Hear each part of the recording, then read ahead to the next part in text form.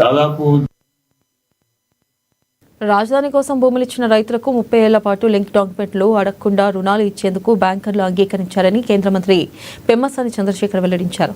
Returnable ఫ్లాట్లకు సంబంధించి CRDA ఇచ్చే document ఆధారంగానే రుణాలు ఇచ్చేందుకు సమ్మతించారని పేర్కొన్నారు.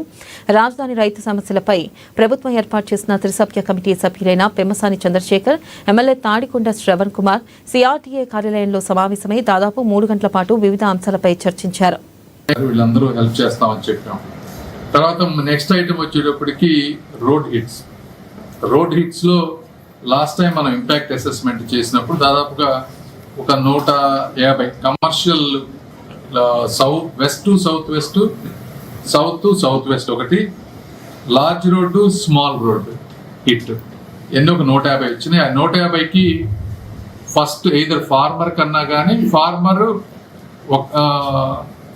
ఫస్ట్ ఒక ఆల్రెడీ ఫార్మర్ చేతిలో ఉంటే వాళ్ళు రిజిస్టర్ చేసుకోవచ్చు ఈ 150 వరకు. కాబట్టి ఇది డైరెక్షన్ వచ్చేస్తుంది. మీరు ఎవరైనా సరే రైతులు ఈ లిస్ట్లో ఉంటే గ్రీవెన్సెస్లో ఇప్పటివరకు మాకు ఒక 80 గ్రీవెన్సెస్ ఎన్నో ఉన్నాయి, వాళ్ళందరూ వచ్చి రిజిస్టర్ చేసుకోవచ్చు ఈ విషయంలో, రోడ్ హిట్స్ విషయంలో. ఈ 2 కాకుండా ఇంకో కొత్త 2 తీసుకొచ్చారు రోడ్ హిట్స్ విషయంలో. ఒకటి డివైడర్ ఉన్నా కూడా రోడ్ హిట్ కింద పరిగణించమన్నారు. రెండోది లార్జ్ ప్లాట్ ఉండి ఒక 5% ప్లాట్ 10 అడుగులో ఏదన్నా అది రోడ్ హిట్ అయినా కూడా అది కూడా మమ్మల్ని కన్సిడర్ చేయమని మళ్ళీ ఈ మధ్య అడిగారు.